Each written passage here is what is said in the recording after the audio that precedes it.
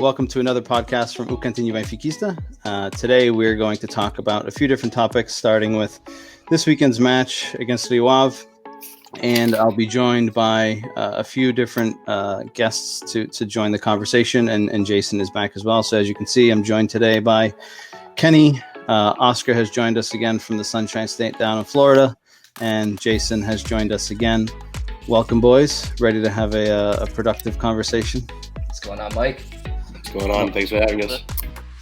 Glad to have you guys on. Hopefully it'll be not too much bickering and a few laughs in the mix. In terms of topics of discussion for today, we're going to go through the current standings. Where do we stand today? Where's Rio Ave in terms of the past match? Were the choices right in terms of the starting 11? What were our thoughts in terms of what we expected? What Jorge Jesus put out there? Was it what we would have preferred? We'll talk about the performance. How did the team do overall? Were any standout players who did better than others? Substitutions. What would we have done differently? I know there's a few different opinions on that. VAR question mark. I'm sure that will have quite a few different opinions and thoughts after at least one interesting decision at the weekend.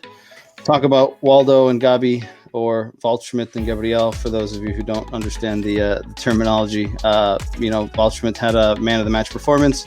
Gabriel seems to be coming into himself after having a drop-off last season. Jorge Jesus seems to be starting to get the best of him. Talk about André Almeida and his injury, unfortunate early in the match. It was with no fans in the stands. I think it was more than clear from the impact and the noise that it wasn't going to be good.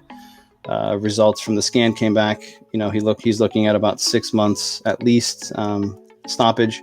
So, where do we go from here? Talk about Thursday's trip to Poland, taking on Poznan for the first match in the Europa League. Look at how they've been doing, predictions, what we expect. And to finish off, we'll talk about the highlight and frustration of the week. So to start, standings. Benfica, of course, top of the table. We've won 4 from 4, 13 goals scored, 3 against. We currently have the best attack in the Portuguese league, second place with Porto, who have 12. Rio Ave, on the other hand, moved down to 15th place after that defeat. They've yet to win a match in 4. I think we touched on it, Jason, the other day, that we expected some growing pains with Carvalhal leaving, with Taremi leaving, Nuno Santos leaving. I think that was more than obvious with their inability to really create any issues in the final third, and I expect that to kind of continue, at least for the near future for them. Next matches, Benfica receives Bessade or Belenenses, or however you want to look at it, on Monday at Estádio da Luz. Rio Ave goes to Ferenc coming off a last-minute tie against Famalicão, a match that was back and forth. New team coming into the first division. We saw what they were capable of against Benfica last week. That should be an interesting match, one that Ferenc potentially could take points from, but it'll be interesting to see kind of how Rio Ave bounces back and how they're able to manage with some of the losses that they had. In terms of the predictions that we had before the match, I had predicted a 2-1 victory for Benfica. Jason was a 3-1 victory. Oscar predicted a 2-2, and Kenny predicted a 1-1. None of us got it right. Jason was the closest, I guess. Yeah. But I think in fairness, we can all agree that we expected it to be more difficult than it was. Are we all in agreement on that, at least? 100%. Yeah. No doubt in my mind. I even had them scoring early. I thought they would have struggled right off the bat, but we ended up playing really well on Sunday. So. And we talked about it in the pre-match, right, Jason, where when we expect it to be difficult, sometimes it ends up being easy. Yeah. And when we expect it to be easy, like Ferenc, it ends up being difficult, right? So it's just some of you don't know what to expect. I guess maybe is that a positive to the Portuguese league? Maybe it's becoming more competitive. I'm not sure. It's a conversation we can have, but it's definitely not maybe as predictable as we would expect. In terms of the – go ahead. No, I was thinking 2 teams so far this season that we were to struggle with was Famalicão and Rio Ave away. And both teams, one was 5-1? 5-1. And now 3-0. So I agree. And if we had gotten your prediction for Ferenc at home, you probably would have expected 3-4-0. Exactly. Right? Yeah. So it's very hit or miss at the moment, and interesting to see kind of how the rest of the season plays out with some of these smaller teams. In terms of the starting 11, there was some, I guess, discussion here. So Jason and I have talked about in the pre-match in terms of the 11 itself. We thought it for the most part picked itself, apart from any injuries that may have come up. I guess I'll shoot it over to you, Oscar, first, and then we can jump over to Kenny. But I know that we had talked about it before the match. I know that your expectation based on what you thought Jorge Jesus was going to put out there looked more like a Gabriel and Weigl in the midfield with Pizzi and Everton wide, and Seferovic, given that he had come in and done well in the previous matches, maybe getting his chance up top with Darwin. Are you surprised that he didn't go with that? Would what he put out there would that have been what you preferred instead of what you thought he would have put out there? No, my only question to Jorge Jesus was basically Pizzi in the midfield. This is a team that would play in away, Rio Ave, very difficult, and I figured he would go more reserved, and that's why I said Weigl in the middle.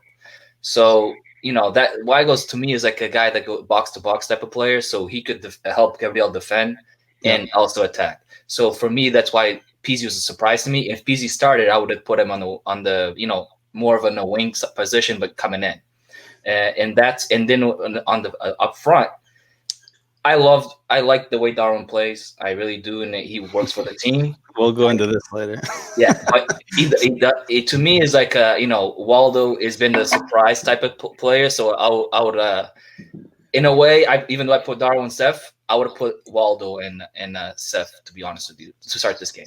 Interesting. Okay. And Kenny, what are your thoughts in terms of what he put out there and what you would have expected? Yeah, for me, there wasn't much of a surprise. I think what he put out there is kind of like the core, the base. So not much of a surprise to me. Yeah, I agree. And it's, I guess, Oscar, in terms of maybe playing Pizzi out wide with Everton on the other side, do you think Pizzi offers more than Rafa, at least at the moment, out wide? Well, if we play Weigl and Gabriel in the midfield, Pizzi would offer the little number 10 type of player, which opens up the front two guys. Rafa's more a one-dimensional type of player. He's a guy that basically can take on the whole field and on a straight line. Yeah. Pizzi is more, goes in and out. He's the type of player that can offer more of it to offense. Yeah, makes sense. Jason, any thoughts on that? I mean, I don't disagree with anything, but I just feel like at this point in time, I think Jesus has a lineup that he trusts, especially with the starting 11. And until something happens, I don't see it getting broken up. Maybe the center backs want to be Bilu, but obviously we got to put a substitute. Gilberto probably come in for André Almeida, but barring injury, I think that you're going to see Gabby and Pizzi play in the midfield until something drastic happens, I would say. Yeah, I agree. I think there were some question marks, and I'll touch on it as we kind of go through the performance. So in terms of kind of the performance overall, we'll kind of go around the table in terms of my thoughts. I thought we started well. We pressed high. Rio Ave struggled to really get anything going. We expected them to be able to have that direct outlet with some of the pace that they had on the front line, some of the guys on the wings. We didn't see any of that. He played with Tarantini and Felipe Augusto, two guys who aren't quick, are positionally sound, but don't move the ball very quickly, right? So they weren't able to construct from the back.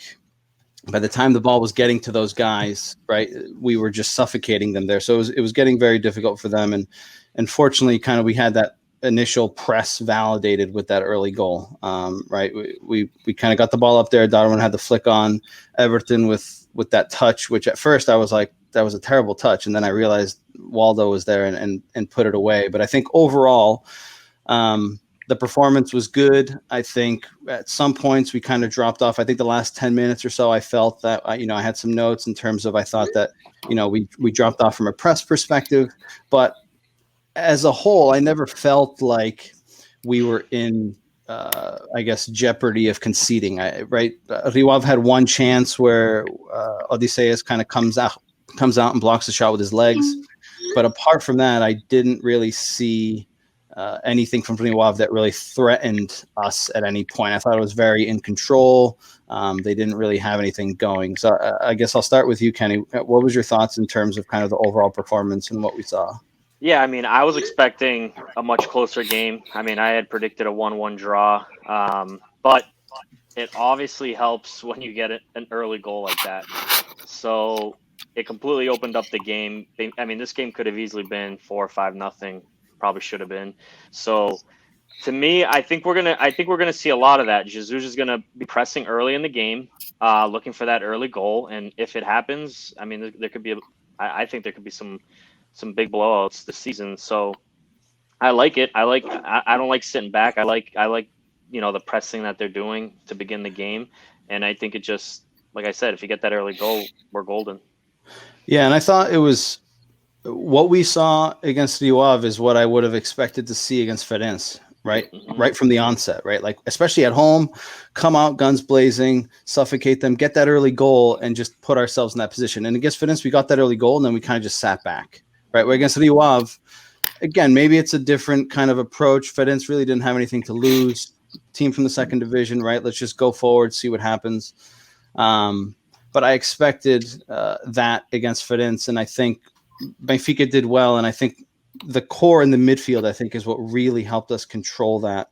And we'll touch on some of the stats later on, but I think if Jorge Jesus can figure out that midfield, understanding that press, who drops, who goes, you'll see a lot. I don't know if you guys noticed, but Gabriel dropping in a lot as a center back, Yes. right? When we're constructing, he's that center back. The center backs are wide. Grimaldo and Almeida are kind of pushed up as wing backs. And then when Weigl came in, Weigl started doing that. Weigl started dropping in. Gabriel was a little bit further up, but we always have kind of that spacing. We're dropping in, opening up that space. And I think that's what's creating kind of those odd man rushes for us, right? That's allowing Darwin to get in behind, Waldschmidt to get in between lines. Oscar, what are your thoughts on kind of what we saw? Well, the high pressing definitely was impressive. I didn't think it was going to last long. I thought it was going to be like one of those like 20 minutes and then basically sit back, especially after the first goal, which we're used to that. I don't know if you remember, guys, last year after we scored one goal, we sit back like we're playing our defending. So it surprised me they kept going. That's a very positive thing in my view. They kept pressing until they got the second and then the third. So that was the most impressive thing. I didn't think Rio Ave offered much of a challenge this game. That's another thing that surprised me, because usually Rio Ave does give a lot of more challenge. Yep. And with the team that we had playing, which is Pizzi, Rafa, Waldo, Darwin, and Everton, that's very offensive. Yep. Very, very offensive. That's basically 5 offensive and 5 defense, and Gabriel being the guy in the middle, doing all the work. So that surprised me how well it worked.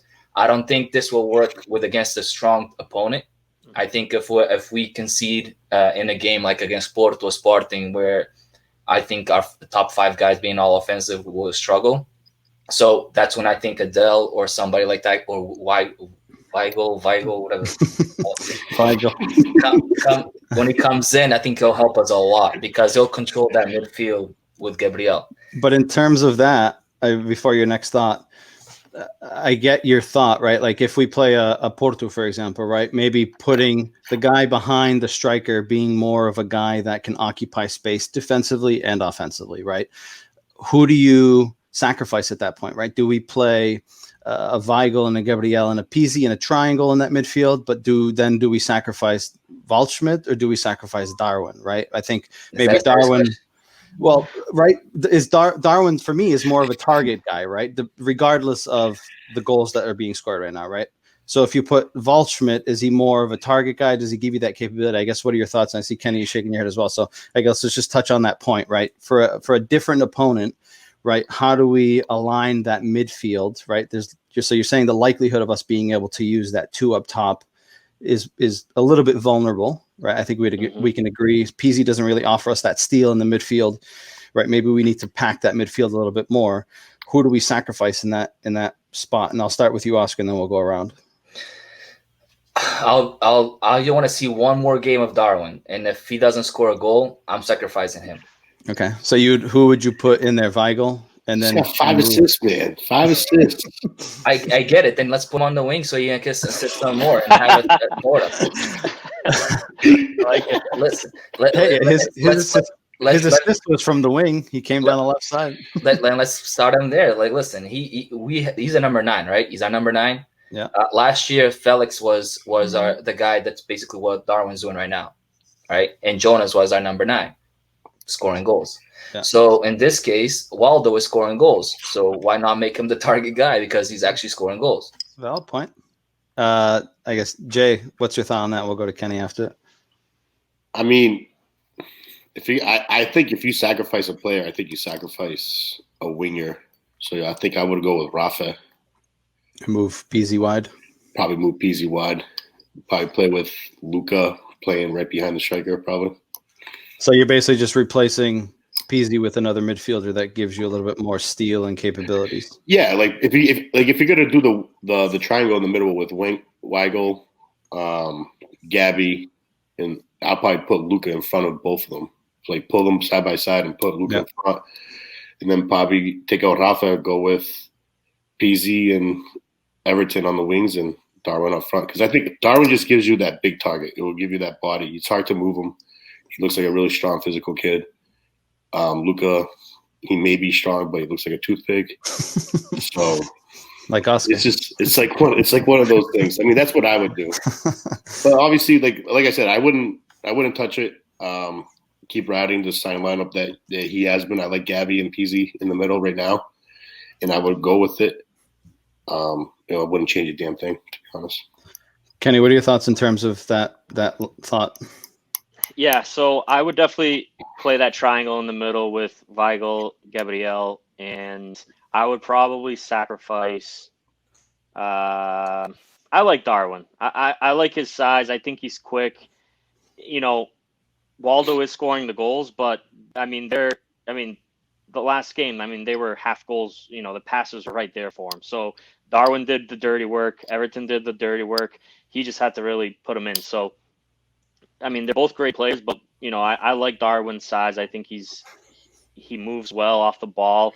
I think he can hold the ball up front better than Waldo. So, I'd sacrifice probably Waldo in a situation like that. But I do like them both playing together. Yeah, I agree. Oscar, any remaining thoughts on kind of the match and what we saw? No, I was impressed. That's the last. I was really impressed. I guess some questions for you guys in terms of the performance as a whole, and I have a note here, right? Thoughts on Otamendi and Vertonghen, first time playing together. They haven't really practiced much. Realistically, I can't think of the last time that we had two central defenders starting that are Premier League caliber defenders, right? People can say Vertonghen's a little bit older, he's slow, Otamendi's slow, older, whatever you want to say, right? But these guys are two players who bring incredible amount of experience to begin with, and second, they bring kind of that grit, right? They're coming from a Premier League that is not easy. They're not pushovers. They're used to kind of getting stuck in. And I talked to Jason about it in the match preview, right? Otamendi is one of those South American guys where it's either all or nothing, and more often than not, it's all, right? Like he goes in to kill every tackle, no thoughts. He's just going in, right? He got a yellow card this weekend for a stupid challenge, right? The guy is nowhere near our goal and he just decides to clean him out from behind. But that's what you get, right? So I guess sounds like someone on this podcast. They got a red card in California. Do you guys think that one thing that I was impressed by were that there were a few through balls and balls over the top that Rio Ave played that we caught them offsides in the offsides trap. One thing, as you guys know, being around the game for so long, the timing of the offsides trap is extremely difficult. You have to work it and work it and work it. Now, that was one thing that I was impressed by was their timing. Their timing was very good considering the fact that they haven't played together. Now, again, the fact that Rio Ave maybe didn't offer that much of a challenge maybe helped into that. So I guess what are your thoughts in terms of what we saw from them? Do you think they were tested enough? Do you think that Rio Ave just wasn't a good challenge for them? I guess I'll start with you, Jay. To be honest, I don't think this is the type of game that you kind of judge the center backs on this game. I really felt like they really didn't do much. They weren't challenged enough. I was really disappointed in how Rio Ave played in general. I was at home. I was expecting so much from them, but I guess like you mentioned, losing Taremi up front kind of made our defense, their lives a lot easier in general. Yeah, and then I'll have two more questions. I'll split them up between Oscar and and Kenny here. I guess I'll go to Kenny first. In terms of Pizzi in a central role, right? We saw Pizzi in a central role when Jorge Jesus was there before. Rui Vitória Brunelage used him more as a winger. We've gone back and forth, right? The fact that he was a winger and got so many goals and so many assists is not normal, I would say. You don't tend to see someone playing in that position, but the fact that he tends to roam centrally helped that. But I guess what are our preliminary thoughts in terms of Pizzi in that midfield central role opposed to what we're used to seeing him out wide? Do we like it? Do we not? Have we not seen enough of it? I prefer it. I think it's more natural for him. I know he had a good season last year on the wing, but still, I like to see him in the midfield. I think he commands the ball and distributes pretty well. So, and outside of him, I really don't know who else would play that position. So, I like him. I like him there. Yeah, I think the only person, and I'll open it up to the rest of you guys before I ask the last question, but I think the only other person that can fill that role, right? And Jorge Jesus is looking for that number 8, right? That box to box, right? And when we think about the Jorge Jesus team of the past, first name that comes to mind, I'm sure for everyone, Enzo Perez, right? A guy that is a workhorse. He's in our box defending. He's in their box trying to score goals. Pizzi's probably the closest to that, but I would say from a defensive perspective, he doesn't give us nearly as much. I think that's his number one flaw is going forward, he's great, right? He's able to do a lot. And I will say that I did make a note from this past weekend that he was involved a lot off the ball, which was helpful, right? But it's not common. And again, I think we can relate that back to the fact that maybe Rio Ave wasn't that great, right? So maybe if we get another test, then we can validate that. But Tarat is probably the closest that we can get to that, right? That box-to-box guy. But even Tarat, I think, has some of those flaws where Pizzi in front of goal is, a near guarantee, right? You know what he's going to give you. Tarat defensively is better, works more, covers more ground, but then in that final third, he tends to not always make the right decision. He's capable of making a pass, split the defense up, right? But that's more if he's playing in Gabriel's role, that number 6 role where he's deeper, he can see the field, he can play those passes. When he's playing in a more advanced role, I seem to think that he struggles because he's further up the pitch, he doesn't have as much space. And then when it comes to shooting, it's just, he could be in the middle of the ocean and he couldn't hit the ocean with a shot. It's just, it's shocking how up and down it is. So I guess, do you guys, is there an agreement in terms of kind of that consensus? What are your thoughts on that? I guess we'll start with Oscar there. I'll be honest, I don't like Pizzi in that position. I don't. It reminds me of Pogba at Manchester United. Like, he's going to, sooner or later, he's going to complain about being too defensive and wants to be offensive. He's going to leave Gabriel alone, and that's when we're going to struggle. I think Pizzi is more an offensive player.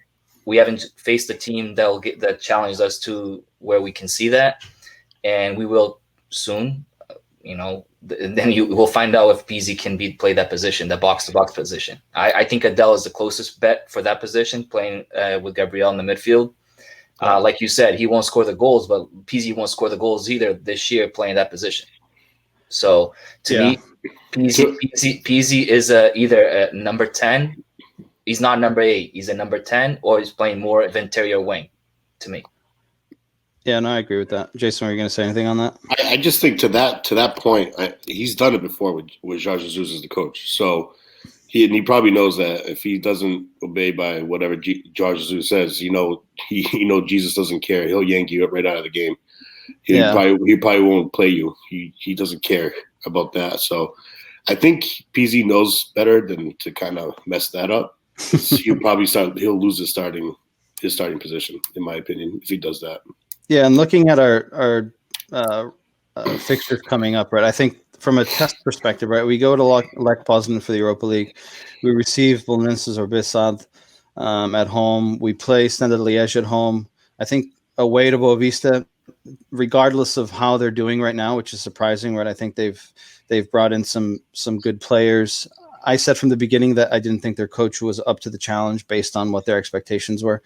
I think that's proving so far. They haven't really been doing well, but I think the big test for us will be Braga at home in November. I think that'll be probably the best test to really getting understanding of are we able to operate with that 2 in the midfield, or are we going to have to put another body in there to help us solidify that middle? Because Carlos Carvajal plays with 3 at the back, 2 wing backs. He fills that midfield. He's going to run our midfield ragged if Pizzi and Gabriel aren't up for it. So if we don't put a third body in there, it's going to be tough. So I think that'll be kind of our test to get an idea of where we're at in terms of that formation and how we can use it with some of the different opponents. And in terms of the last question, in terms of the match, Everton for me, big signing, good player. He had a few moments in this match, but I feel like he's still been unable to kind of put a complete performance together, right? Against Famalicão, he showed some good moments where he was, breaking that initial pressure, getting by a guy, and we were blazing forward. He struggled in the next couple of matches to really impose himself. He almost looks tired. It's almost like the pace of the game has kind of taken a toll on him in comparison to what he's used to in Brazil. So kind of wanted to get your thoughts, Oscar, on that. What have we seen from Everton? I would hope that we can expect more from what we've seen, in the past, but what's kind of your consensus at this point in terms of what he's given us? I'll tell you one thing. Our best players that we ever sold did the exact same thing as Everton. We had Di Maria, we had Gaetan, we had the best wingers we've ever had. Exact same thing as Everton. They were not consistent, but they ended up being our best players. So yeah, I give him time. Yeah, you got to give him at least 2 or 3 months to get used to. Yeah, no, and I'm not. That's just me saying I agree with Oscar. Out, yeah. I agree with Oscar on that. Oscar, can you check your notepad? Is the trend the same for strikers that we sign? No, because I'll tell you one thing about Darwin. I happen to like him. I do like him. He's great on the ball. Like the guy is good. He's good, a good player. But I don't think the fans will give him a much bigger chance because look, RDT was the same exact player. He was doing the same exact thing. He was good on the ball. He basically back to the goal. He was like unstoppable. But I think in Erdit's defense, I think he was used incorrectly. He was being used as that second striker like Waldo is, where I think he should have swapped them around. I think Seferovic should have been behind him and Erdit should have been the front guy, and instead he had him backwards. But you can't have Seferovic being the guy behind the striker. Seferovic stays in the box. But he's more mobile than Seferovic played out wide sometimes with Rui Vitória and Bruno Lage, depending on the circumstances, in the end of the match. But I'm of that opinion. But I felt bad for Erdit because I liked him. I thought he was a good player. I just feel like he didn't have the pieces around him, or wasn't given the right opportunity to be successful. And now he went back to Spain and he was scoring goals. So I'll tell you another thing about Erdit. Like he cost us $20 million, and that's what made the fans basically put pressure on him. This guy cost us $25 million. So you give him another 2 games without scoring, you're gonna hear the fans question this $25 million, and it's gonna happen. And he has 1 more game to score goals, and I'm waiting.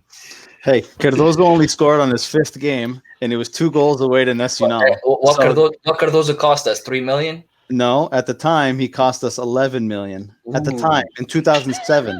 That's some cash. That's Hold some on. serious cash. In 2007 though, compare that to today's market. It's not far off.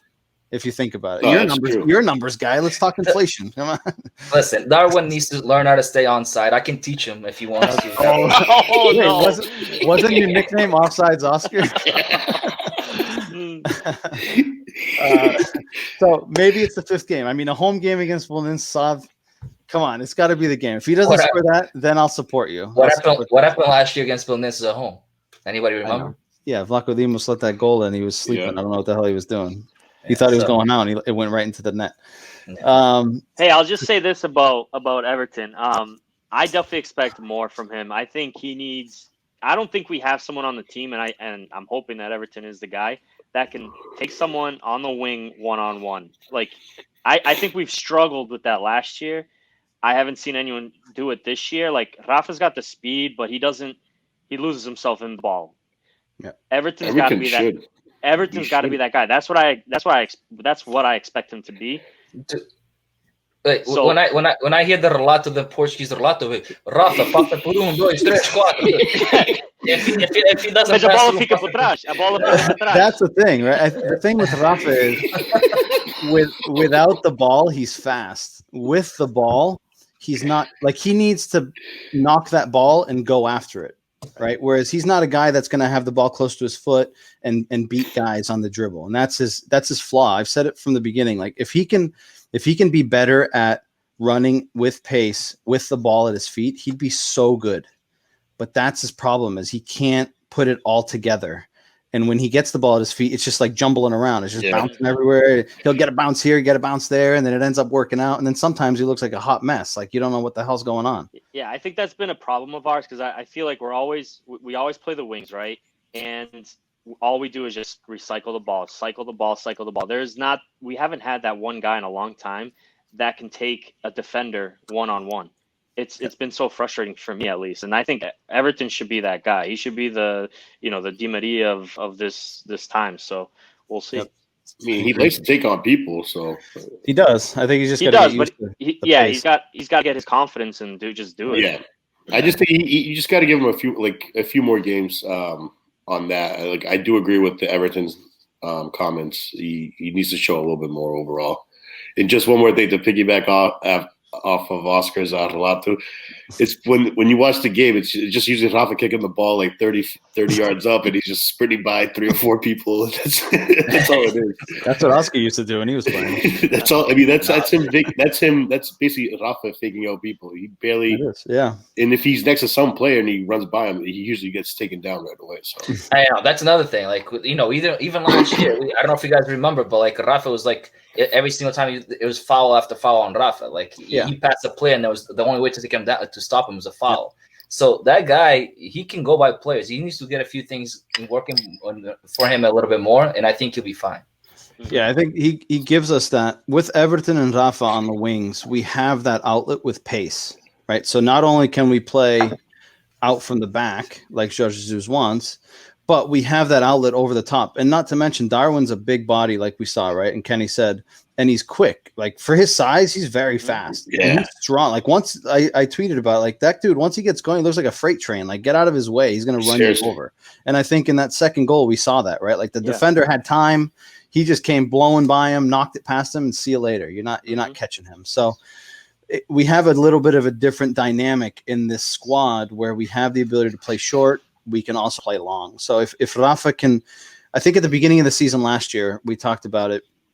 Rafa was he was unreal. Like, he was playing out of his mind, right? And then he dropped off towards the end of the season. If we can get that Rafa back, who is capable of helping the team move the ball forward, occupying that space, getting in behind, our momentum going forward will be incredibly difficult to stop because we have another guy on the wing, right? Whereas before we had Pizzi, who's not fast, and we had Rafa. Right now you have Everton and Rafa, 2 guys that are quick. They're technically good. Right now it's not as easy to isolate, right? Like, we'll let Pizzi roam, right? We know he wants to come inside. We'll focus on Rafa. Now we got to focus on Rafa. We got to focus on Everton, right? And now we got this guy that came from Germany, Waldschmidt. He's scoring goals left and right. So now we got to focus on these guys too, right? So I think it's a different approach for opposing teams and not being able to just focus on the one dimension that maybe we've attacked with in the past.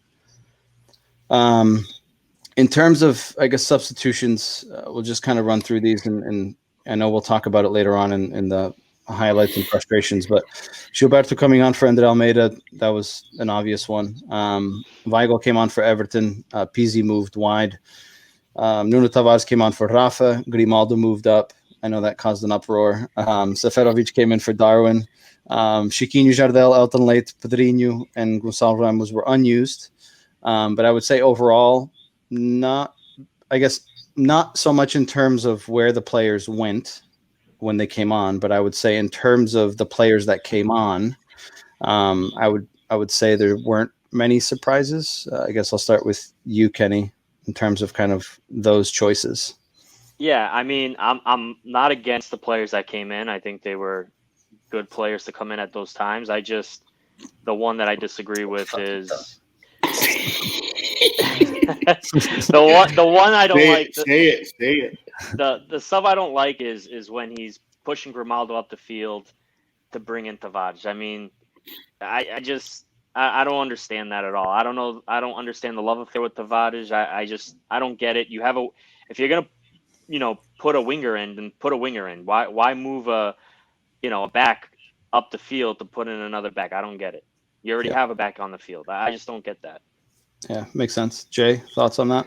Yeah, I completely agree with Kenny. I don't disagree with anything besides that. To me, it was just a head scratcher. I don't know what Jorge Jesus sees in practice on Nuno Tavares. I don't mind the kid. I know there's a lot of people that don't like the kid, but I don't mind him that much. But I also don't. I'll tell you this: I just don't understand that. I don't understand that stuff. Like Kenny said, it makes no sense pushing Grimaldo up. Why not just put like Diogo Gonçalves or Oscar's boy Sebri or someone up there to play along instead of bringing Nuno Tavares in? Oscar, have at it. I know you're queuing up. No. I'm looking at the minutes people came in. All right, André Almeida, fine. Third, he got hurt. Gilberto's out. People were calling for Diogo Gonçalves. I didn't know he was a right back. He's not naturally, but he's played there before. He can play there. Yep. All right, so Gilberto is the natural right back, I'm assuming, so that's totally fine. And then 66 minute, we took Everton out, put Julian in, right? That's totally fine. We're probably at the time we're winning 2-0, so let's hold the game. Let's take it to the end. Fine. Then we take out Rafa and put Nuno Tavares and move up Grimaldo, and that's when Jesus becomes Jesus and makes no fucking sense. It's a circus. He's used to it. He likes to experiment. I know. He tried Coentrão on the back. I get it. And it worked. It worked out. And he tried Enzo in the midfield, and it worked out. I get it. David Luiz at left back didn't work out so well, though. But I'll tell you one thing. He puts Nuno Tavares in the back there, and he moves Grimaldo up. And we're not winning this championship this year. So that's my thing. Then he puts Seferovic for Darwin at the 81st minute. To me, that's a slap in the face with Seth, who's been playing. He's coming in and winning us games. If he's putting at 3-0, well, actually, no, at that time it was 2-0. After. But at 2-0, leave the guy on the bench, start him in the Europa League. Don't put him in for the last 5 minutes of the game because he doesn't deserve that. If anything, I get it, but if anything, just put in one of the young guys, like Gonçalo Ramos, whatever the guy to come in and get. It's 2-0, and the Rio Ave is not doing anything to threaten us. At that time, about. That's what I'm talking about. No, I dude, it's serious, man. Like he's putting in Seth in the last few minutes of the game. That's a slap in the face for the guy who's been playing great. He's coming in helping us out. So to me, the subs were left a little to desire. I didn't really like him. Yeah, I think in terms of the Seth one, I can agree with that. I think in terms of the situation, I think he may have been caught in two minds, right? Like, does he take Darwin out, who's trying to find that first goal, but then does he take out Waldo, who's on a hat trick, right? So it's a tough decision. I think in terms of timing, he maybe could have done it earlier. Again, like you said, maybe instead of throwing Seth in there, maybe he throws Gonçalo Ramos in there. But regardless of Seth playing or not, I think he starts Thursday anyways, but we'll touch on that after. But I agree. I think some of the substitutions I'm not a fan of, or at least the positioning of them. If anything, I figured he would have put Nuno Tavares at left wing or left mid and not left back, right? He has the only good thing that I think, and I think most of us agree on, that he's good at is crossing the ball, right? So why wouldn't you leave the natural left back in that position and put the kid who positionally isn't good yet in a more advanced position where defensively he can't hurt you as much, and offensively he can whip a ball into the box, right? Like, for me, that would make more sense. But that's what made no sense. No, I think what he was planning to do and is basically like the game is won. He's trying to give him some minutes of left back in case Grimaldo in the season gets hurt, because that'll be our go-to option, right? So scary. It's very scary because last year we lost Campeonato because of that. So that's maybe the only reasoning I have is, okay, let's give him a shot. Give him some game time at left back. Yeah. We have the game won. But why not just take him out then? Huh? Why not just take out? Why not just make an even substitution? I agree with that. I totally. It makes no sense. Or you could just start him, or you could just start him in a game at the top of the league or a game like that. Yeah. Like, you don't have to make that. And it's weird to me because we have a guy like Pedrinho on the bench who can play on the wing. Yeah, Pedrinho and Diogo Gonçalves sitting on the bench waiting for their turn. I don't get Chiquinho, why not. Chiquinho can play there too, right? So you have guys on the bench that can play wide. Why are you putting a defender? Chiquinho pode ir a peste. Yeah, dude, to be honest, I'm not a Chiquinho guy either. Me neither. But as Jesus, like, I don't understand the point of Grimaldo up the field like that. Like, is he trying to experiment them as a winger? Like, what is he? I don't understand what he's doing. Like, that to me, that ruins that whole side of the field. Yeah, it just puts players out of position, players that aren't comfortable in that whole wing. If it's another team, they could easily attack that side. Take advantage. Yeah, and Grimaldo's not really a guy that's going to go at defenders, right? Exactly. So it's very, if anything, again, Nuno Tavares is the guy that's the running guy, right? So just let him have at it and let him attack. But again, I think we're all in agreement that it was an interesting decision. Not to mention when he made that sub, like everybody was out of position on the field. Wasn't Tavares ended up on the right hand side or something? Like Oscar kept asking, or somebody kept asking, is Gilberto playing left back? Yeah, I think it was me. I'm like, what is it? What just happened? Everyone's like out of position. Gilberto lost his place. He didn't know. He was just rolling the field at that point. It was like little kids chasing a soccer ball. Gilberto, he was just chasing the ball. He didn't care where he was supposed to be. Okay, in terms of, we'll move on to the VAR, and I'm sure this will have some different opinions. So 17 minutes in, Darwin scores an offsides goal.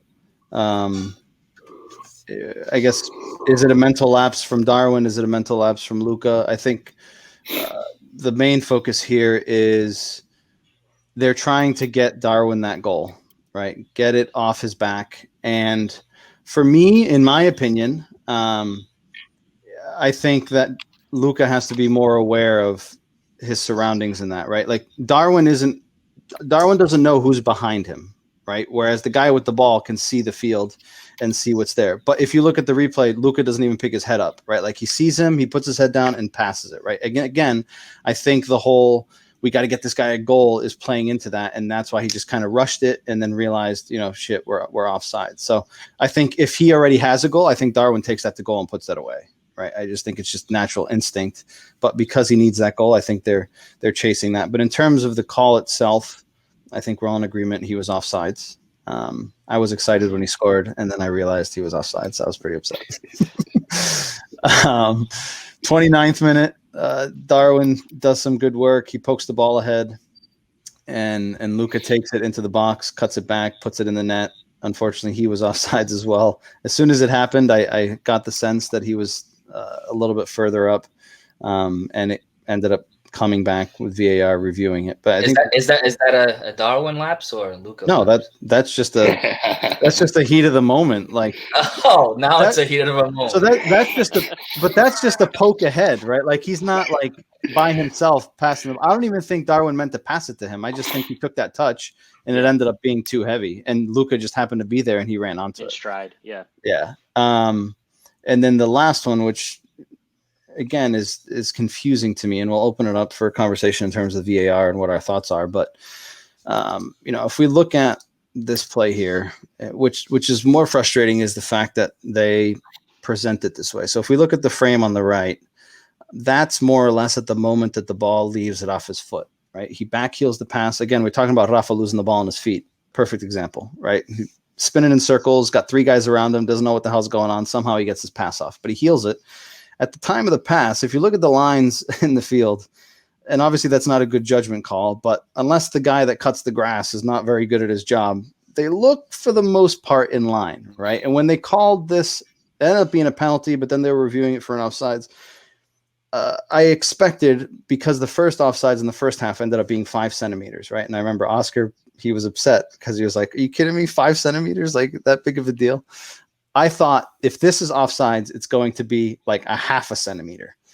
And to my surprise, they tell us that it's 42 centimeters. And if you look at this frame, the frame that they use to show the lines on the feed is before the pass is even made, right? So they use the previous frame, which then shows the Rio Ave player a little bit further back. So the play hadn't actually played out yet. And then they come to us with the 42 centimeters offsides, which for me is embarrassing. But then again, if you look at the line that they drew, look at the spacing between the edge of the box at the top and the lines and the spacing at the bottom and the lines. I mean, for me, this is an embarrassment. They would have been better off calling off the penalty for whatever reason than to show an image with these lines, and they're clearly not straight.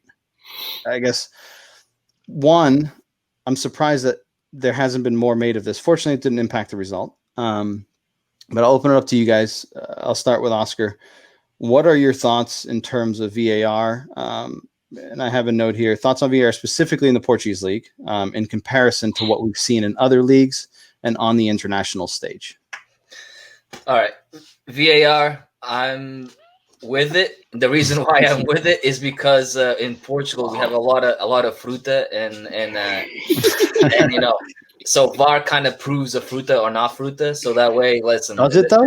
It does, because if they call a goal off that obviously VAR sees it's offside, then there it is. Something's wrong. This corruption. All right. I know, but we've seen instances in the last year that it's obvious, right? I'll just give an example that comes to mind that's fresh in my mind. Porto against Marítimo this season. The Porto player, Marega, kicks Marítimo's defender in the box, who clears the ball, and the VAR calls that a penalty, right? So, like, how can we have any belief? I know, but listen, if no VAR is there, then there's a human error. With right. VAR, now there's two human errors. With VAR and the VAR. With VAR there's intent. So there's a difference. Now there we know it's corruption, and without a VAR, it's human error. It happens, and it happened a lot in the previous years without VAR. Yeah. So to me, VAR only comes to prove what we all know. So that's why I'm with VAR. When it comes to lines that you drew here, I don't know. I didn't draw those. That's no. The lines are, I would have drawn a better line than that. Come on. The lines that you showed here, I don't know. I mean, I sucked in geometry back in the day, so I don't know the angles. Did you have Captain Boberg? Get your protractor out. No, dude, I don't know those things. So I know the guy cutting the grass. That's how I go for offside, and that can't be legit. So to me, I'm a blank on this one. But in terms of VAR as a whole, from what we've seen in the Portuguese league, I feel like maybe we see more question marks from their final decisions than we do maybe in other leagues. I guess. What are your thoughts on that? And ultimately, are you liking it or not? Did you guys not see the Liverpool game? We did, yeah. Okay, dude, it's not only in Portugal. Yeah, it happens. All right, it's international, man. And I'll tell you one thing. One thing I don't like about VAR, it doesn't give us that excitement to celebrate a goal. And I used to freaking like, if it's a goal, the guy doesn't raise a flag, it's a goal, and we're gonna go celebrate, right? Right now, we're waiting 5 minutes to celebrate a goal. I hate that. But over 5 centimeters, over sometimes 5 centimeters or whatever. Like I don't even know how you can measure that on a screen. Like to me, you know, I don't understand VAR to the fullest, right? Like there's clearly different systems in every country. Like. Look at this image. They're doing VAR based on these lines compared to the EPL. It's a completely different system. This stuff looks like it's 10 years old compared to the technology they're using in EPL. Like it's crazy to me that this is what's deciding games, stuff like this. But again, like you said, this didn't affect the game really. Fortunately. Fortunately. I mean, you're looking at this in real time in past years without VAR. There's no one's going to question this. If this was a goal, no one's gonna say, "Oh, he's off by 5 centimeters. It's a bad goal." Like no one would question this. Now because of VAR, you're questioning something that's over, like again, tiny difference in these things. They will still question it. See the linesman up there on the top of the line? He's in line. They were saying, "Listen, the guy who's had the perfect view and he still fucked it up." He did. The guy on the right frame, he's in line. The guy on the left, which is the image before that they used, is still behind the play. Yeah. Jay, what are your thoughts on this? My 2 cents is I hate VAR. I don't like it. I like the human error, even though sometimes it bites us in the ass. But I still like it. It's like what Oscar says. You score a goal now, and then you're waiting 5 minutes to go celebrate. It takes all the emotion. Imagine like Imagine like when Eusebio passed away, Rodrigo scored that goal, and we had to wait for VAR or something stupid like that. Like just that celebration brought like so much emotion to like the whole fans, and it like upped our momentum in that game as well. It's just I don't like it. I think it's made our game worse. Now our games are longer. We're sitting there waiting to see if it's a goal or not based on a stupid image like this one. I hate the I will agree that I hate the having to wait, right? But I will say, picture yourselves. The only thing I would have actually is just the goal line thing. If the ball passes that's the only thing I would do that has to do with like goal line technology. That's the only thing I would actually do. Besides that, if Petit had one more goal in his career. Yeah, Vitor Villa still says it wasn't in. But flip it on the other side, right? Picture we're in a final of a European competition or an important match in a European competition, and the other team scores. I get it. How many times have we seen games and goals have been scored against Benfica, and we're like, he's clearly offsides. How did you not call that, right? Yeah, and I get it. In that case, it ends up being in our favor. But I get it. There's two kind of sides. Didn't it happen? I just feel like that's what makes sports. It's just like sometimes things don't go your way. Sometimes they do. Controversy. And it brings like topics like that so people can discuss throughout the week. And but like I mean that's just my thought. Like but I do get the other like I understand the whole point of VAR is just to me it's too much lately. It's like every single time now it's VAR. Yeah. We'll look at it. I would just add one thing. I mean, like they do in basketball or even in American football, they have a coach's challenge. I think they could limit the VAR reviews to a few a game. The important ones, like this offside here is not. It's not crucial. Like it's 5 centimeters. Like I wouldn't be upset if they score if we had scored or if I was the other team and they scored or didn't score off of that. Like that's not. It is what it is. You know, you can let those plays go. But like the obvious ones, have the coaches do a challenge, 3 challenges a game or 2 challenges a game, 1 each half or something. That's 3 challenges. We're gonna be throwing the red. We're gonna throw the red flag every like 2 minutes into the there's field. There's definitely a lot of conversation about it. Yeah, just 2, 1.5 or something. You know, like you're already getting like 4 or 5 VARs. I mean, if you say one per game, and if you win the challenge, you get another one. That I could do. But something like that. 3 at a time. That's fierce. Oscar will be challenging every single play. Dude, just this weekend, I celebrated 3 times, like legit, jumped up, and then I had to go sit down again.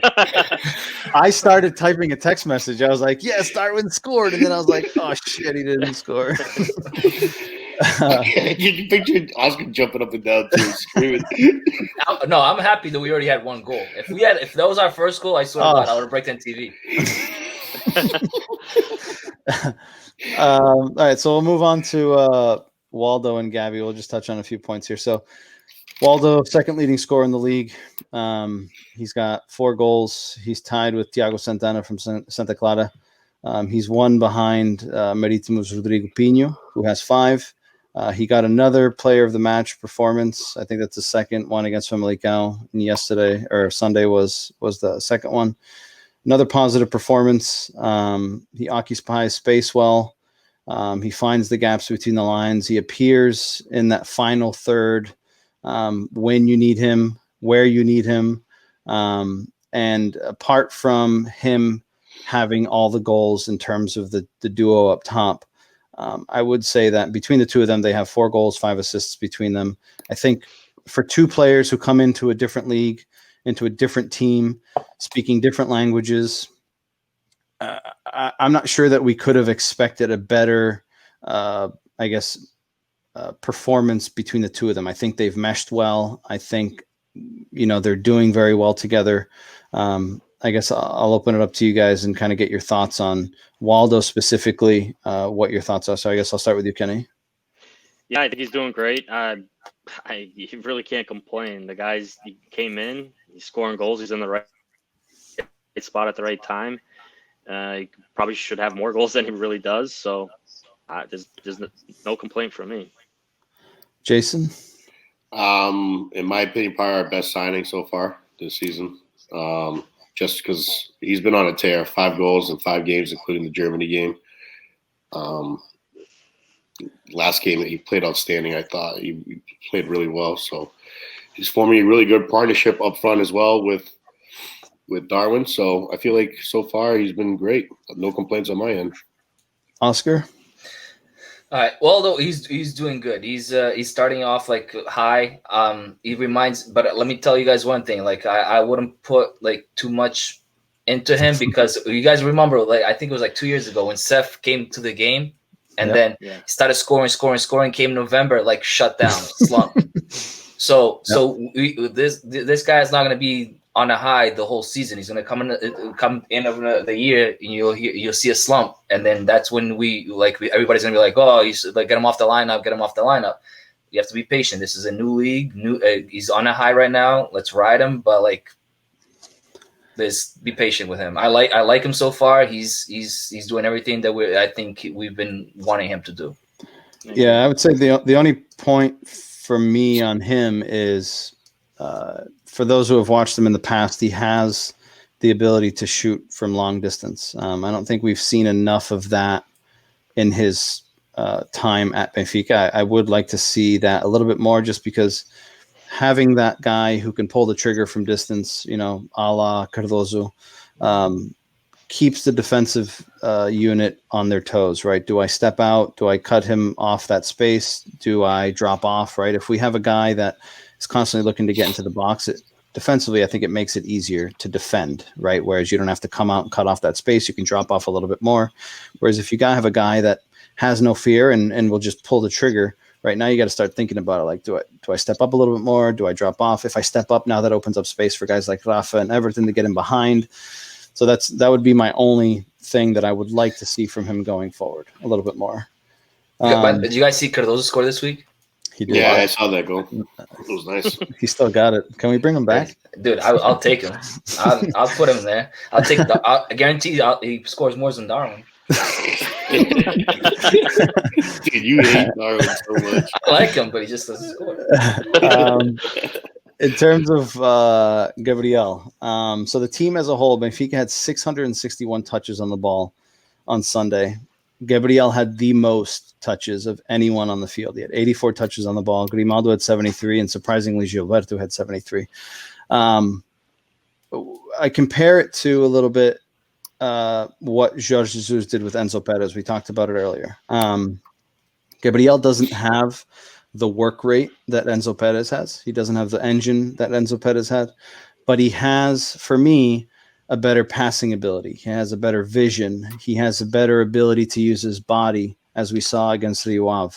I'm hopeful that we saw him kind of drop off last season. He looked a little bit heavy. He looked a little bit out of shape, looked a little bit lazy. If you watch him even sometimes off the ball, he looks a little bit lazy off the ball. But I would say, right, we all called it out on that first goal, right? His ability to cut off that space, to poke that ball away when Rio Ave was trying to play from the back.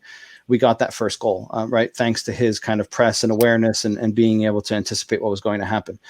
I'm hopeful that when we signed Jorge Jesus, that was one of the things that I said is, I'm hopeful that Jorge Jesus is able to do with Gabriel what he did with Enzo, completely rejuvenate this guy. We saw him do well the year that we won it. He has a lot in his locker. He's capable of a lot.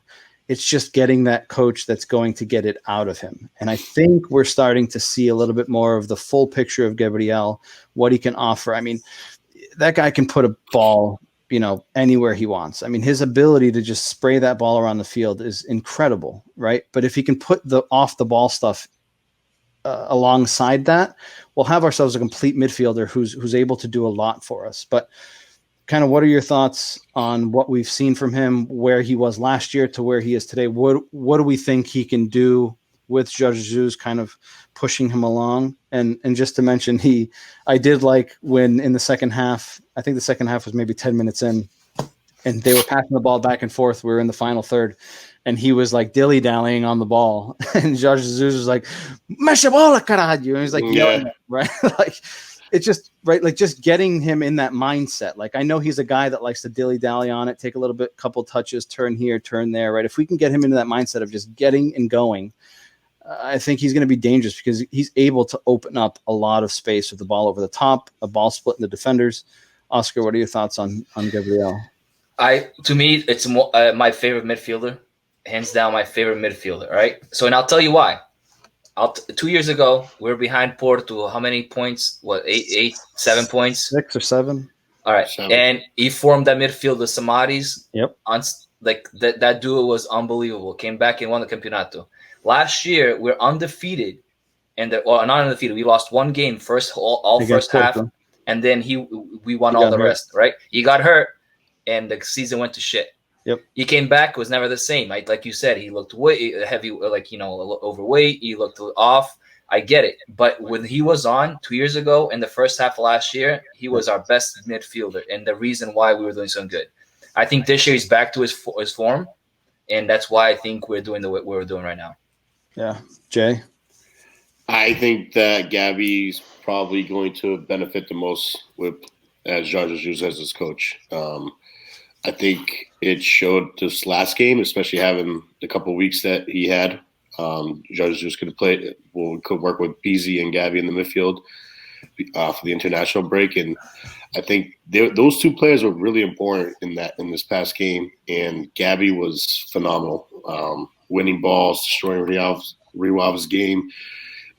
Scored a goal, which he deserved it after playing the way he did. Yep. The first goal was because of the tackle that he made. It was just one of those games that you look at and you're like, he's probably going to be one of our better players this year, especially he's going to be a big piece for us in the midfield. Yeah, and I think if Waldo didn't have the 2 goals, I think Gabriel is probably the hands down second option for man of the match. Yeah, absolutely. I think maybe even for everything that he did in the match, I would probably have given it to him, right? Waldo scored I give it to him. But I think Gabriel overall was the best player in the game as a whole. Kenny, what are your thoughts on him? All right, so I have a lot of thoughts on him. No, Here we go. So I'm gonna try to say this so I don't sound like a hater. But so I have some really tough memories from last year when he was playing, and it's still buried inside me. So I do think I'm gonna start off with saying I do think he had a great game. To me, he was the man of the match, right? However, I think Gabriel tends to take too many chances in the midfield. He risks, he presses hard, but at times, more times than not, like for that first goal, right? He got to that ball, he poked it away, right? A lot of times, though, he misses that ball and they're countering on us. Our fullbacks are up the field, and like you said earlier, kind of get hit on the counter. We get hit on the counter. Gabriel is usually the one that drops back, right? When our fullbacks are up, he's the one that drops back. He risks that pass. We're on our center backs are left naked now. And I think that happened a lot to us last year at the end of the season. And it's just I prefer a safer defensive midi, a Matic, a Feja than Gabriel, who he is strong, he's a good player, but when he leaves his feet and he doesn't win that tackle, we're screwed. And I don't like that. I just don't like that dynamic. But outside of that, I think he had an awesome game. I mean, he won a ton of balls. To Kenny's point, I think that's why he worked great with Samaris. Because when he stepped forward like that, Samaris always stepped behind him to cover his space. Right. And I think that's why at the beginning of this podcast, I talked about Pizzi. Pizzi is not going to do that. No. So that's why I wanted Adele, somebody that can step back when Gabriel steps up. And that's the reason why I thought Pizzi will not work when we play a good team. It will not work. Yeah, I think in terms of, and I agree with you, Kenny, and that's one of the frustrations, right, is he's not fast, right? So you don't want Gabriel chasing, right? And I agree, he is one of those guys that he will try to anticipate, and sometimes he's going to get caught out, right? And now we're on our back foot. I think the key to it is Jorge Jesus figuring out figuring out the timing of that press, right? If Gabriel goes and presses, our back line has to step up too, right? To cut off that space between the lines. But like Oscar said, right, having Samaris, a guy that doesn't care to go forward, he's going to sit, he's going to protect. One thing that comes to mind of that duo in midfield with Samaris Gabriel is that tackle that Samaris makes against Porto. Yeah, right? I mean, that's a guy that, somebody didn't track their runner. If he doesn't touch that ball, it's a goal, right? But you have that guy who's going to sit there and just defend, right? And agreed, I think Gabriel has his flaws. He's not a natural defensive midfielder. He's not a natural 6. I do think against sides that are going to give us a little bit more trouble, I would assume that Jorge Jesus is going to insert Weigl in there to give a little bit more protection for the times that Gabriel does jump in or does get exposed. We have at least a little bit more confidence that someone's going to fill that gap. But I agree. I think going forward, he's tremendous. Defensively, he still has a lot to work on. But I think if he can put the whole thing together, I think all around he could easily be, and maybe is today, our best midfielder. You did see he was all over the field. He was. He was all over the field. He was like, at some point he was on the left side. He was already playing left back, right back. He was all over the place, and he covered ground like I've never seen him cover. He did. So that was my. And to be honest, to me, that has probably a lot to do with Jesus screaming at him at all times, because he just doesn't shut up on the sidelines either. He's yelling at all. Like you said, he yelled at him because he was just sitting with the ball on his feet. Yeah, like musha like push the ball off or pass the ball. Like what the hell are you doing? Yeah. So I think like with Jesus there, I think he really benefits the most. I think Gabby takes even a bigger step with Jesus as a coach, in my opinion. And correct me if I'm wrong, but I don't think Gabriel was part of Jesus' plans at the beginning of the season. No, they say he wasn't, but that's what I read too. So for the fact that he's now in the starting 11 and he is playing really well, I think it's shown that I feel like he's a little more rejuvenated this year. Maybe he's getting rid of those bad habits and we'll have a good season. Yeah, I don't like he had 2 great seasons already, Gabriel. 2 great seasons. I take away that season. Dude, to be honest, he fell off. He fell off the second half. Like that last year, he lost his spot last year. Last year, because after he got hurt, he got hurt and he lost his vision. He had before he got hurt, he was on number 1 midfielder. I don't know if you guys remember. We were playing great soccer at the beginning of the season. Yeah. No, and then he got hurt, and then COVID happened, and he gained weight. I get it. He lost his place. but like he was like when we played with Samaris at midfield, the comeback season we had against with the Brunelage, I think he was that midfield worked tremendously well. Yeah, it worked. It worked. Well, the end of last season is still very fresh in my mind. I mean, it wasn't too long ago, so it's still. I think honestly, I was so upset with him at the end of last season. I was upset with the Tavares and Ferros too, and you hear me talking about them. I'll talk about Tavares all you want. I don't know what the love affair there is. I really don't.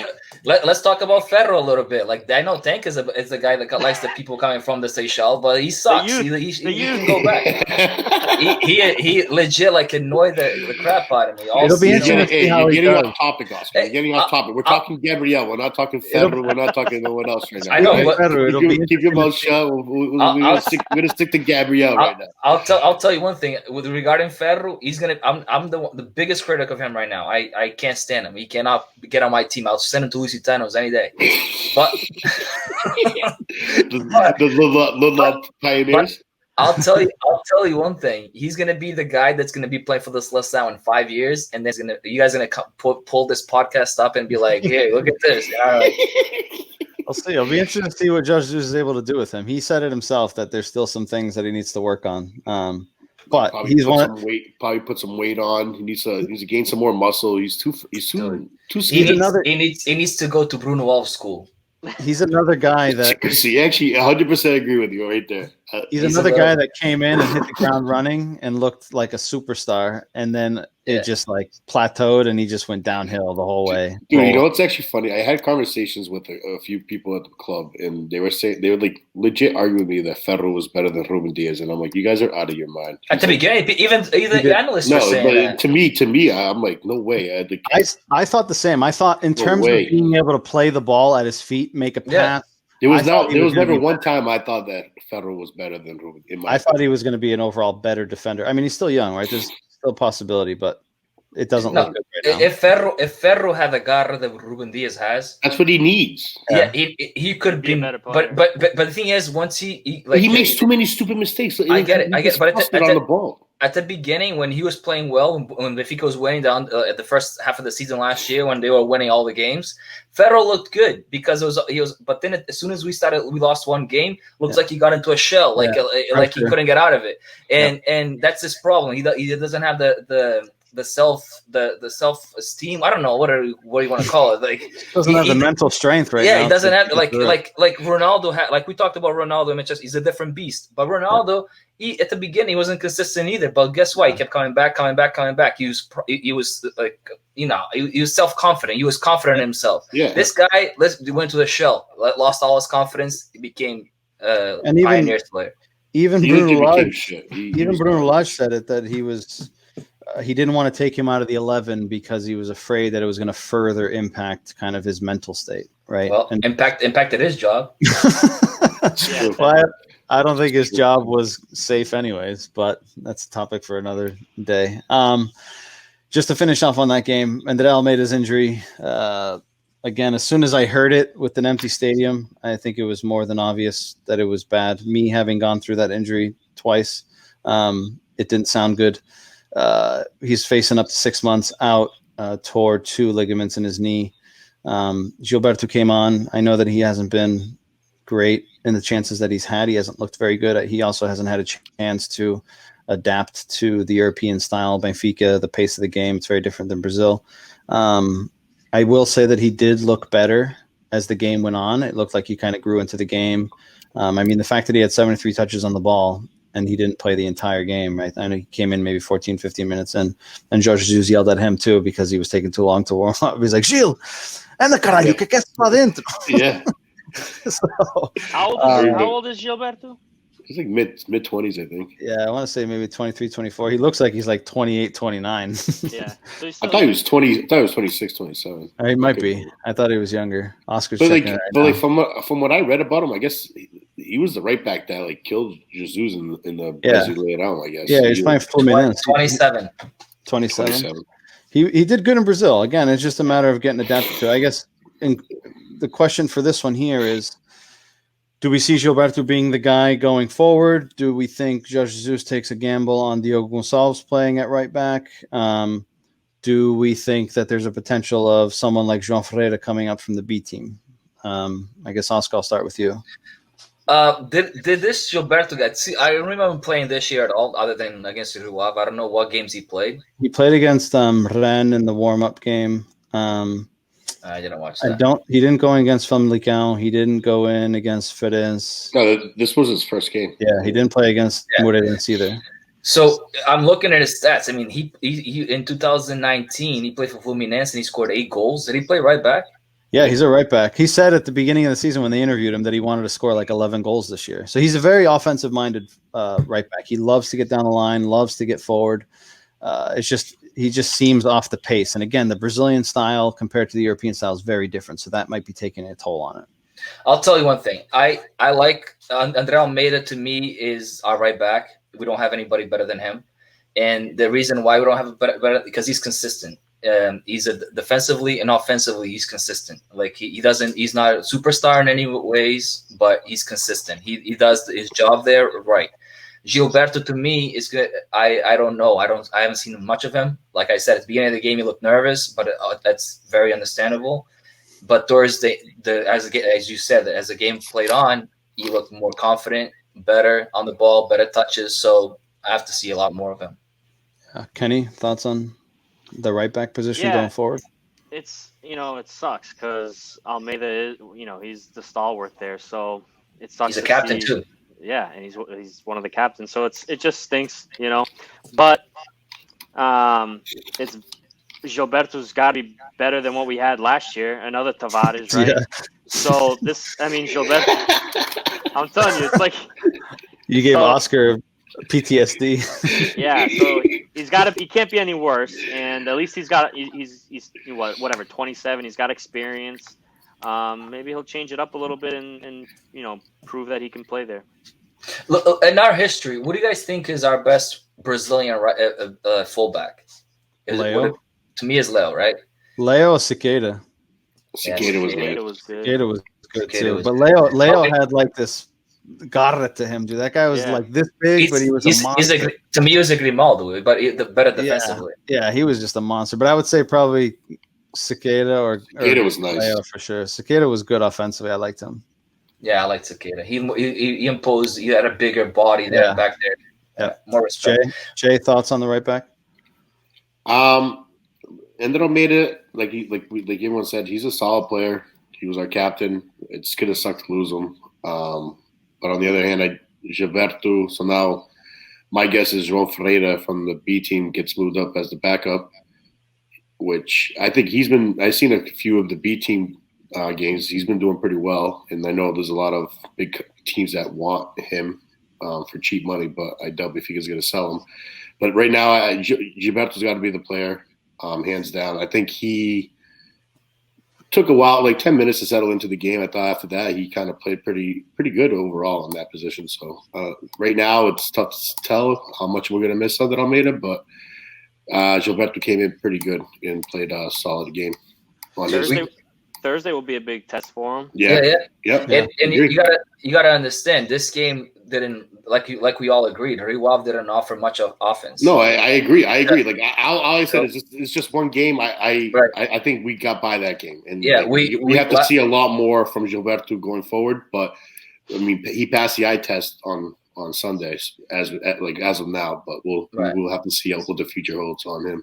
Last year we had the situation with Almeida getting hurt and Tavares going in, and then that's with that and Ferro going in. I think that's what lost us the campeonato. That was just like our defense was in shambles. So I wouldn't be surprised Jesus pulling something like he did with Coentrão and moving Diogo Gonçalves back. If he's a right back, if he can play that position, I wouldn't be surprised either. And he's quick.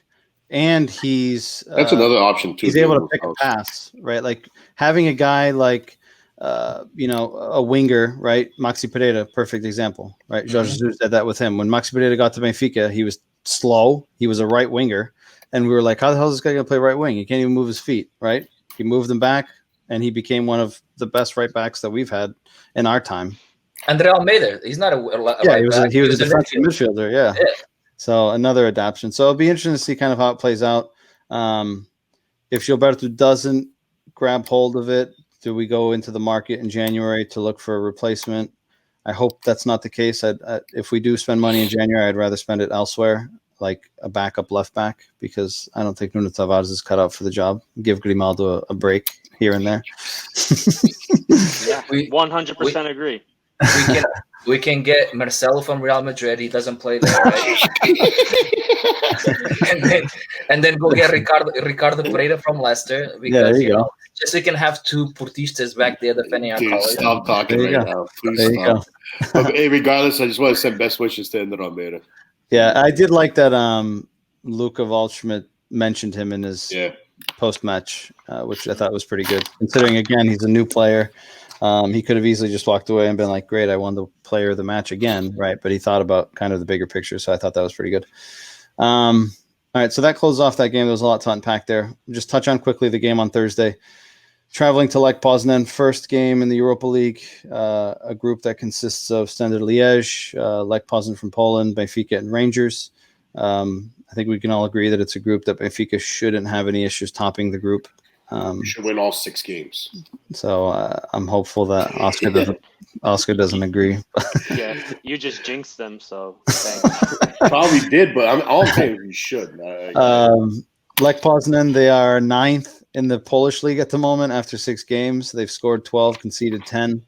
At home in the league, they've managed just 5 from their possible 12 points. So not very solid. They're coming off a 2-1 away loss to Jagiellonia. In terms of players, they don't really have any big names. The one that stands out is Pedro Tiba. Most people might recognize the name. He played at Braga. He played at Chaves also. So in terms of names, they don't really have anything that stands out that you could say, yeah, I know that guy. Again, the fact that they're 9th in the Polish league, I don't see why Benfica shouldn't go there and make easy work of it. But again, expectations and the reality don't always turn out to be the same. I guess touch on quickly. expectations for the starting 11. I expect there's going to be some changes here.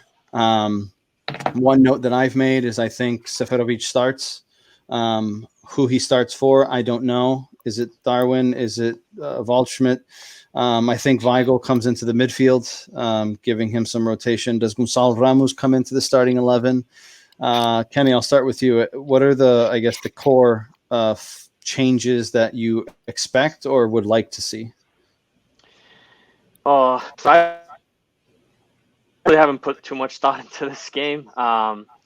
But no, there's definitely going to be some changes. I would expect Seferovic to start. Maybe start over Darwin. Maybe give Rafa a break and, move Pizzi over there and start Weigl in the middle with Gabriel. Okay, and maybe even a chance for Pedrinho as well. He hadn't played since January until he now came back, and now he's still getting in the groove of things. Jay, what are your thoughts on, changes that you expect or would like to see? As far, in my opinion, I think the back line, Gilberto comes in from the starting 11 against Rio Ave. I agree with the Weigl, and I think Weigl and Gabriel are going to be in the midfielders. I then think that Pedrinho starts over Rafa and Seth starts over Darwin. Everyone else kind of stays the same. I do think everything comes off early to kind of get some rest before the weekend game. So that's pretty much it. Kind of, like you said, give some guys some rotational minutes, some playing time. Oscar? I think he's going to rest a lot of players for these Europa League. He's going to play a lot of beat players, which is, I think Everton is going to take a rest. I think Diogo Gonçalves might take a spot there. Rafa, like you guys said, I agree. Pedrinho might start. I think he's going to keep Gabriel in because Gabriel's controlling the midfield, at least for the big part of the game. Weigl comes in. Pizzi takes a break. I think he's going to keep, like you guys said, either going to be Waldo Seth or Waldo Darwin. Waldo Seth or Darwin Seth. I think one of those guys comes out. The back, obviously, if he puts Ferro in, I'll have a heart attack. But he wasn't on the bench on the weekend, so I'd be surprised. Foi a pesca. I think Todiba has a better chance of starting. No doubt. Todiba is going to be the center back that kind of takes over for Otamendi. Do you think Jardel comes in? Jardel is also fit. I'm all set with Jardel. No, Jardel can fit in there. So I don't think you'll put two guys. I think Vertonghen stays because he's just came back from it, so he's still fresh. Yeah.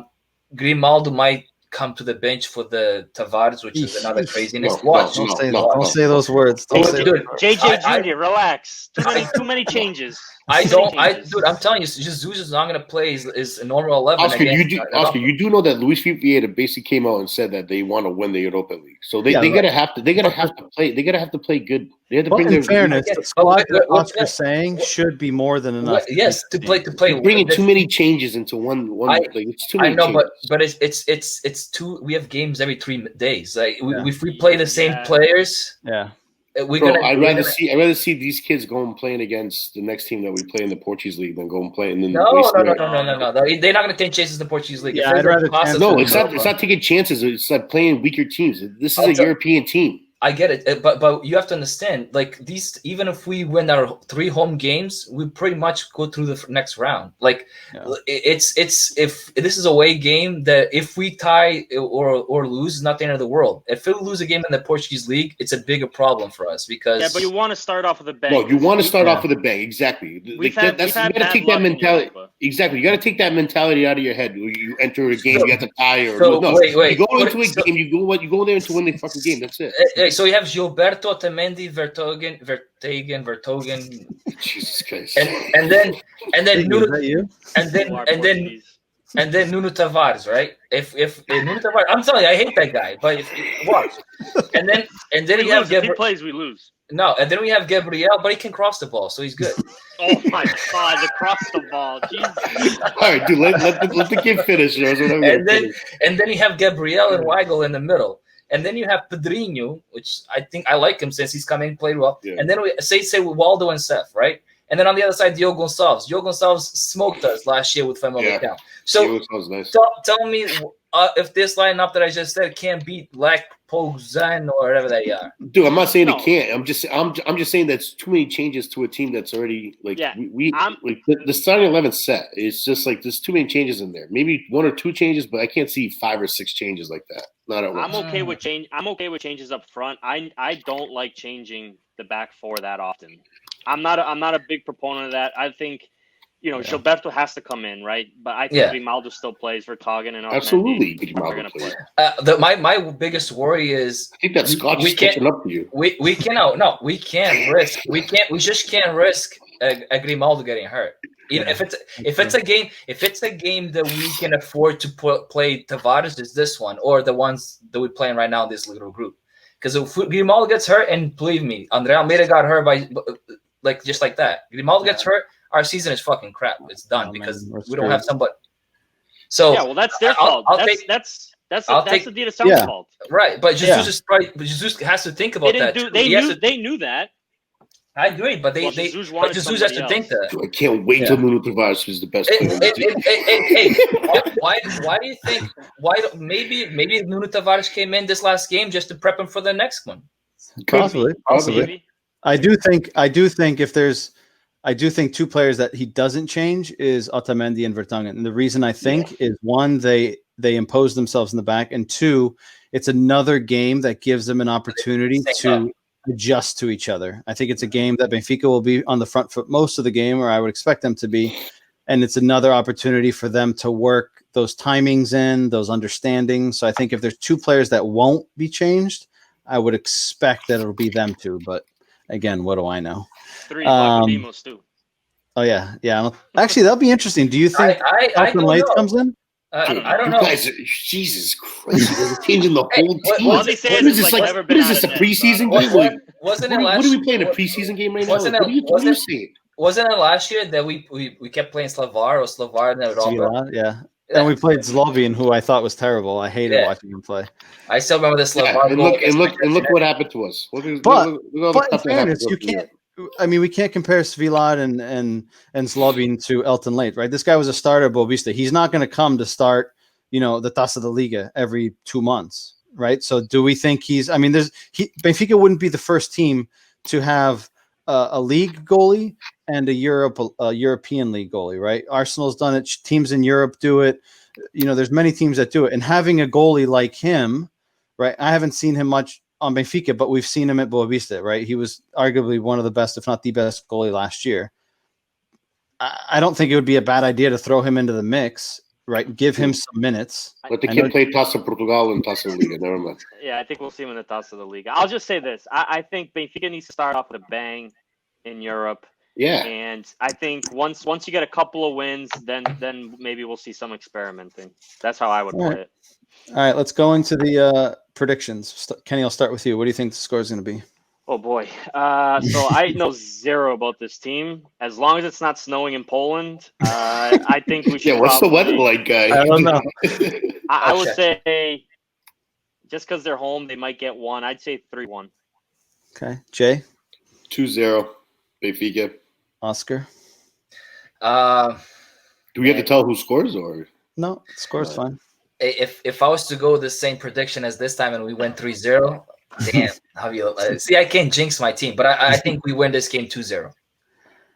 I'm gonna go 3-0. I think, again, I don't know much about Lech Poznan, but again, the fact that they're 9th in the league, they don't, right? You think home is a factor. I know that there's going to be some fans in the stadium for this game, but clearly playing at home isn't that much of a factor for them if they've only made 5 out of 12 points.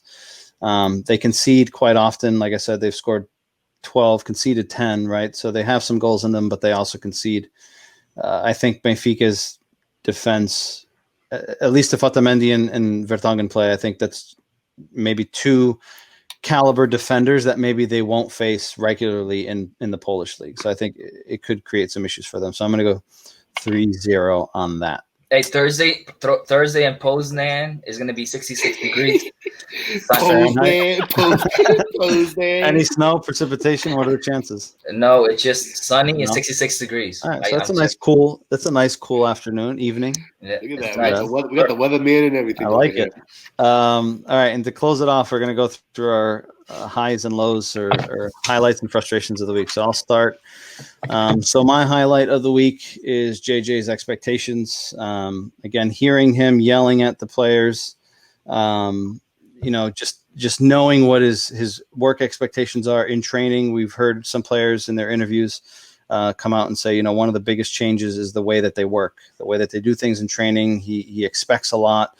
So I think that in itself is going to kind of light a fire under them, considering how we finished the year. So I'm happy to see that, and I think it was very visible this weekend. And it's more visible now with no fans in the stadium. You can hear everyone having conversations. You can hear them yelling with each other. So that was a positive for me.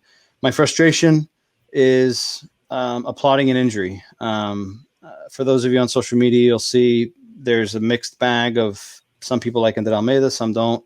I think I'm the opinion of Oscar, where he's not the greatest, but he's also not the worst. I think when it comes to the Portuguese league, he's more than adequate to fill the role. He's done a good enough job since he's been with the club. You know what to expect. Again, he's not, your Nelson Semedo type of player, but he's gonna fill the role. And it's unfortunate that we've seen some people celebrating the fact that he's injured because now he comes out of the team and great, someone else has to play and now he doesn't have to play. And, we've kind of ridden ourselves of him. So it's unfortunate to see some fans applauding that. But again, I think it also goes hand in hand with the climate and the chaos that we see at the moment around the club with the elections and all that stuff. So that's my high and low. Kenny's highlight of the week. We got here, kick them while they're down. Give us some 20 seconds recap on why you picked that. Yeah, no. So, I mean, on Saturday, our rivals tied. So, they lost some points this weekend and, we took advantage, because of that. We needed to win. All the points are going to matter at the end of the year. We saw that last year, 10 points at one time wasn't enough. So yep. keep piling them up. Especially when we're playing after our rivals and they're losing points, take advantage of it. Yeah, that's one thing we didn't take advantage last year, right? Where they dropped points and towards the end and we dropped points, so it was frustrating. And your frustration of the week, reinventing the wheel. Yeah, we talked about this, right? JJ's subs, the main one being putting in Tavares and moving Grimaldo up. It's just I don't like that. Especially when you have options on the bench. Like we didn't even talk about Servi really. You have Servi there. You have Diogo. He wasn't on the bench. Oh, Servi wasn't on the bench. No, he wasn't on the bench. All right. Well, still, you got options, and I don't like moves like that. And he has a history of doing that, and hopefully he doesn't start with that again this year. Jason, your highlight of the week. From Freiburg with love. It's Luka, man. It's 5 goals in 5 games. He's on a tear. He seems to be forming a great partnership with Darwin. And I actually have a little bold prediction. I think he scores in Poland again. I think he continues that streak of his. All right. I like it. And your frustration? It's basically Gonçalo Ramos and Diego Gonçalves. I kind of want to see them play, to be honest. I thought might have been a good opportunity for Ramos to play this week or Diego Gonçalves to play a little minutes, but maybe with the injury with André Almeida, we couldn't do it. But like I said, I think that they both need to play. I think that they're both good players. Diego Gonçalves tore us up last year. I think that he's going to be a solid player for us this year. And Gonçalo Ramos is our golden boy right now, so it's probably good to see him play a little bit instead of just riding the bench like some past players like Jota and some of those guys. And like Kenny told us this weekend, Jason loves the kids. I do like the kids. I'm going to say Shell. There's one Jota that's good, and he doesn't play on Benfica. Hey, okay. Yeah, you're right. You pitched for Valladolid, I think. I don't even know how to pronounce that team. Oscar's high of our highlight of the week. Let's go streaking. Well, it's our. It's so adequate for Oscar too. Miami's treating him well. So winning streak? We have 4 games, 4 wins. You can't really ask for better. Usually we have a record of like always struggling at the beginning of the season. I don't know if you guys remember back in the years, we always like lose the first game or tie the first game. We never like, even with Jesus, we had a hard time winning the first game of the season. So this year we started off great. So we can't really complain. It's a winning streak, 4 games, 4 wins. All right. And his frustration of the week. My frustration is Servi. So Servi was last year one of our players. Like almost people used to say he's our best player on the field. He's untouchable. We can sub anybody else, but not Servi.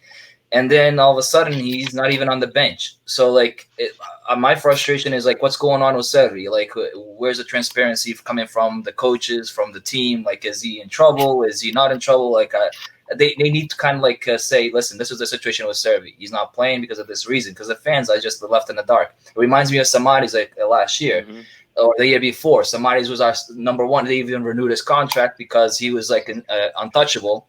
And all of a sudden, he goes to the bancada. Like he's not even called to the bench anymore. He was unstoppable with Rui Vitória and then with Bruno Lage in the bancada. No, that's the same thing with Servi. So to me, that's my frustration. Makes sense. Valid points. I do like him as well. I think he's a guy that plays with. Right, we talked about Leo earlier. Right, Servi's a similar guy where he just leaves it on the field. He loves what he does. He works hard. So Servi should have been sold last this summer. I thought he was going to be sold. Should have been sold. Dude, if Jesus pulled off Fábio Contraão to left back, he can definitely pull out Servi to left back. I'm not saying he can't. I just think Servi's a player that came like legit. Like if Grimaldo was ever like needed help, Servi was a player that always helped him. Yeah. And now we put.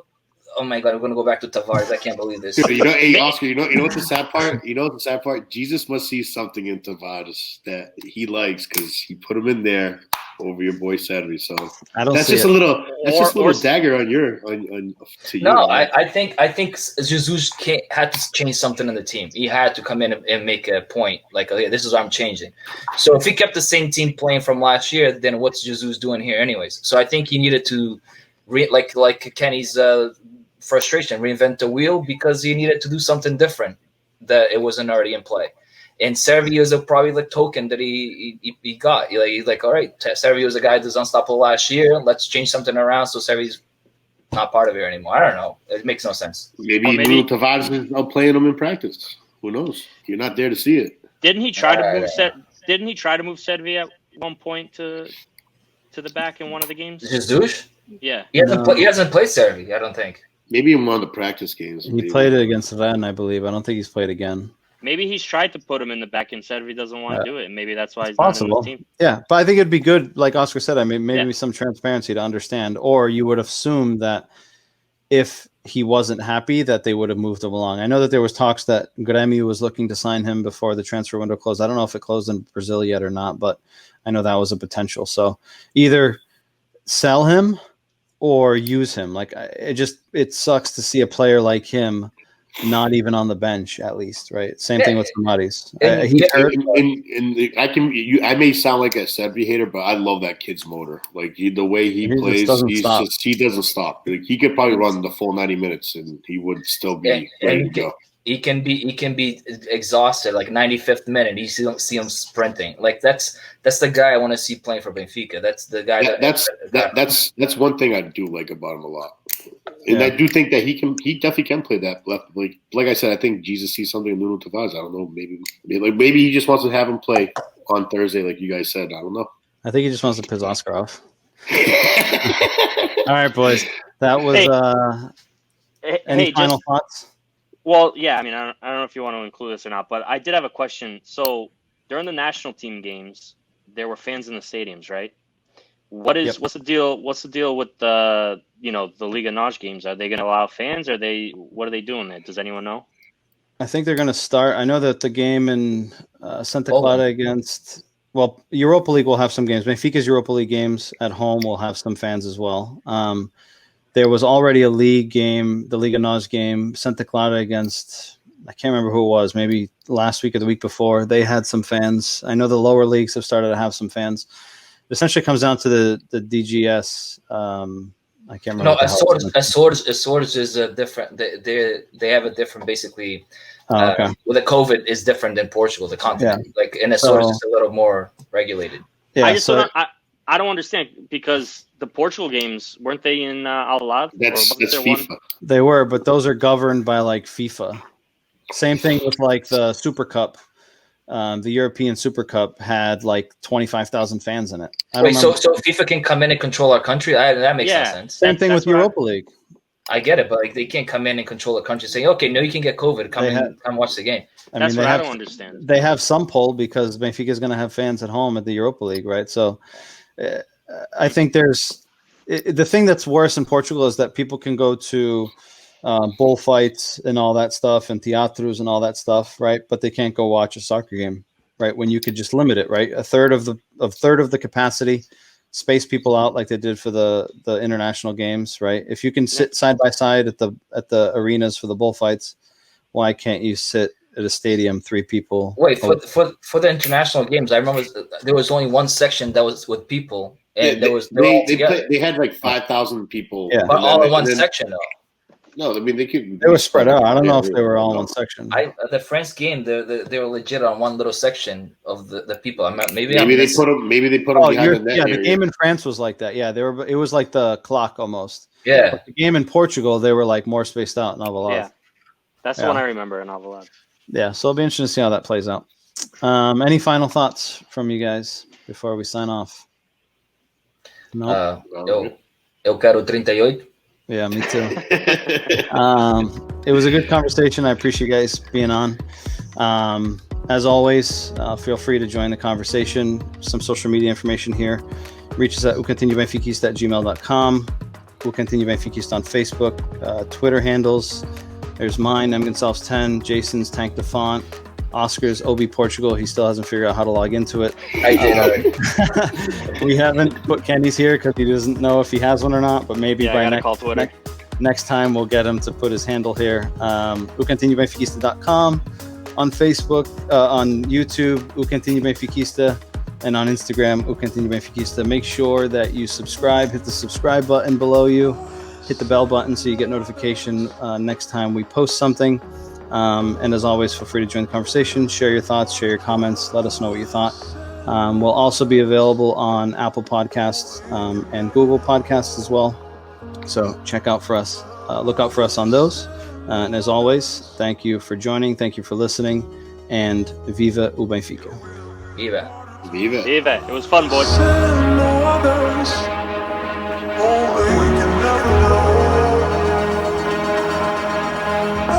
Send